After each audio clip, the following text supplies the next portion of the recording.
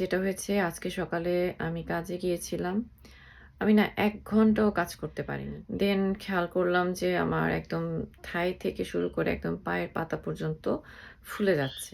আমি আমার হাসব্যান্ডকে কল দিয়েছি যেহেতু অনেক সকালবেলা ছিল। ও ততক্ষণে বাসায়ই ছিল। ও গাড়ি নিয়ে যায়। তারপর আমাকে হসপিটালে নিয়ে যায়। এই ব্যথার রিজনটা যেটা আমি জানতে পারলাম, সেটা শুনে আমি আসলে অসম্ভব পরিমাণে অবাক হয়েছি। আমার কোমরের যে হাড্ডিটা একদম পুরোটাই বাঁকা হয়ে গেছে। আমার আমার কোমরেও ব্যথা হয়, প্রায়ই ব্যথা হয়। আমি যখন খুব লং টাইম কাজ করি, ইভেন আমি যখন বাসায়ও কাজ করি দাঁড়িয়ে অনেকক্ষণ, তখন দেখা যায় আমার কোমরে খুব ব্যথা হয়। তো এর জন্য অনেক আগেই আমাকে ডাক্তার হচ্ছে যে কোমরের বেল্টও দিয়েছিল পরার জন্য। আর এই প্রবলেমটা আমার হচ্ছে আমার বাচ্চা জন্ম হওয়ার পর। মানে অনেকদিন ব্যথা ছিল কিন্তু মাঝখানে বেল্ট পরাতে তারপর পেইন কিলার খেয়ে ব্যথাটা অনেকটা কমে গিয়েছিল। তো এরপর হচ্ছে যে আমি বেল্ট পরা ছেড়ে দিয়েছিলাম। কিন্তু এত দিন পর, এত বছর পর এখন আমার দেখা গেছে যে আমার হাড্ডিটাই বাঁকা হয়ে গেছে কোমরে। আমাকে হচ্ছে এটা সেটা নিয়ে এত বেশি হসপিটালে যেতে হয় যে ছোটখাটো বিষয় আমি আসলে ইদানিং ইগনোর করার চেষ্টা করি। এমনি আমার পা দেখতে একটুও সুন্দর না, তার মধ্যে পায়ের এখন আরো ভয়ানক অবস্থা। আমি তোমাদেরকে একটু দেখাচ্ছি। শুধু এখানে ব্যান্ডেজ করেছে তা না, অনেকখানি পর্যন্ত ব্যান্ডেজ করা কিন্তু। ঠিক একটা বছর আগে এই সময়ই আমি সিঁড়ি থেকে পড়ে গিয়েছিলাম।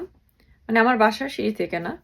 আমরা ঘুরতে গিয়েছিলাম অনেকে, পিকনিকে গিয়েছিলাম সামার ভ্যাকেশনের সময়। ওটা নিয়ে আমি ৬ মাসের বেশি ভুগেছি। ঠিক একটা বছর পর আমাদের এরপরে আবারও সেই পিকনিক নেক্সট উইকে। আবারও দেখো আমার পায়ের কি অবস্থা। পৃথিবীতে কোনো মানুষ না আসলে সব দিক দিয়ে সুখী হয় না। সৃষ্টিকর্তা আমাকে ওই যে এক জায়গায় আমাকে অসুখী করে দিয়েছে যে আমাকে কিছু না কিছুর জন্য হসপিটালে যেতে হবে। আমার না আর ভালো লাগে না আসলে।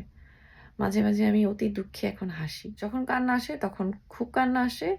তখন আমি খুবই প্যানিক হয়ে যাই। আমার প্যানিক অ্যাটাক হয়, মাঝে হয়। তখন আমি শ্বাস নিতে পারি না। সেই সময় আমি খেতেও পারি না কোনো কিছু। আমার এখান দিয়ে কোনো খাবারই নামে না। আমার যেখানে আজকে লং টাইম কাজ করার কথা ছিল, সেখানে দেখো আমি ১ ঘন্টা কাজ করে ২ ঘন্টা হসপিটালে ছিলাম। এখন বাসায় এসেছি। এখন আমার মনে হচ্ছে ১ বছর পরে আমার আবার সেই দিনটা চলে আসলো।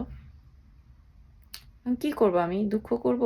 না আনন্দ করব? আমি আসলে বুঝতে পারছি না। মানে এখন আমি জানি ক্যামেরা বন্ধ করার পর আমার মাথায় পৃথিবীর যত হাবিজাবি চিন্তা ভাবনা আছে সব আসবে আমার মাথার মধ্যে। আর যতক্ষণ আমার হাসব্যান্ড বাসায় না আসবে, ততক্ষণ হচ্ছে যে আমি এগুলো নিয়ে গবেষণা করব। তারপর ও আসবে। সারাদিনে আমি যত কিছু চিন্তা করছি সেগুলা ওকে না শোনানো পর্যন্ত আমার তো পেটের ভাত হজম হবে না। কি বলবো আসলে? ভালো থেকো সবাই। নিজের প্রতি যত্ন নিও।